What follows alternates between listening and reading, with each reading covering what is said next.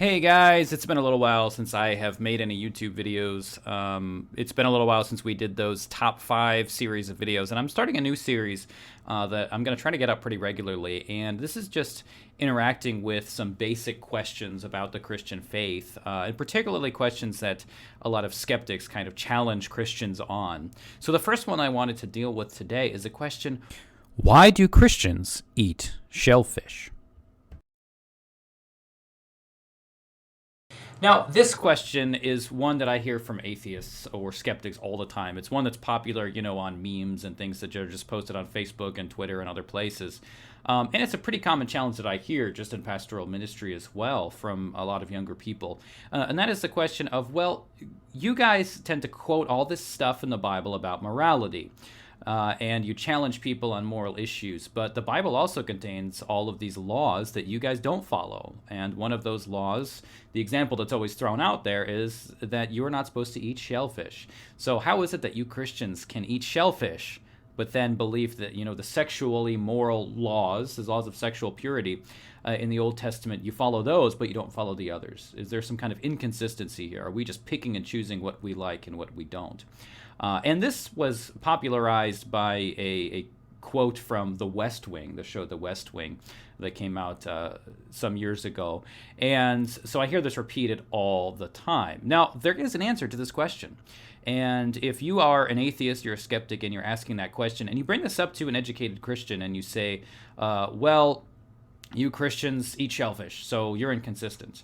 That Christian immediately is going to hear that as a sign that you don't really know much about the Christian faith. And at that point, honestly, they're probably going to tune you out and kind of ignore what you have to say.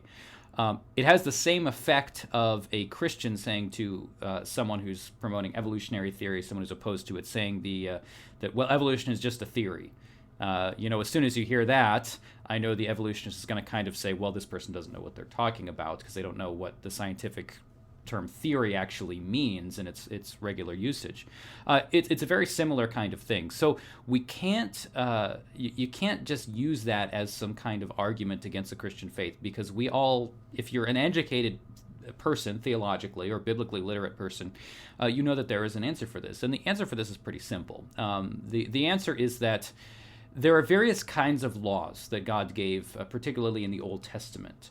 There are laws that are of a moral nature, and the moral law is a reflection of God's own character. These are the things that are inherently right and inherently wrong, because they reflect who God himself is. And these are things that are right and wrong for all times and in all places. And this is summarized usually by the Ten Commandments. There are questions about the Sabbath in terms of how that relates to the New Covenant. But in general, the moral law is summarized by the Ten Commandments. These are basic moral commands that are repeated in the New Testament as well. Now, there are other laws that are civil laws for the nation of Israel, which were put in place by God for a particular time and a particular purpose.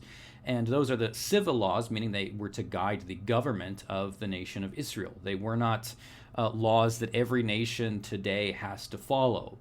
So there is a reason why Christians in general do not support, stoning for adultery and those kinds of things. They were put in place in the nation of Israel for a particular purpose. God was protecting the nation of Israel in an ancient Near Eastern context, and he was doing that so that Jesus could have been born from the people of Israel. Now, there might be wisdom in many of those laws that we can use today, but there is no divine command that we now apply the Old Testament civil laws in Israel to nations today.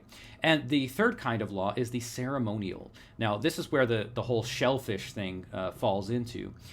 Is that there are certain laws that were given in the nation of Israel for the purpose of setting the nation of Israel apart. They had ceremonial purposes, and they were to show the people of Israel that they were a unique people. They were different from the other nations.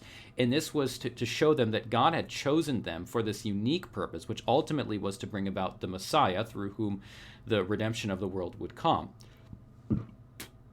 Through this, God was going to teach them certain lessons. He was going to teach them certain things. And so he set up a number of ceremonial laws. Some of these were sacrificial laws, pointing to the sacrifice of Christ on the cross. There were also laws that had to do with cleanness and uncleanness, leprosy. childbirth. There were laws that had to do with foods.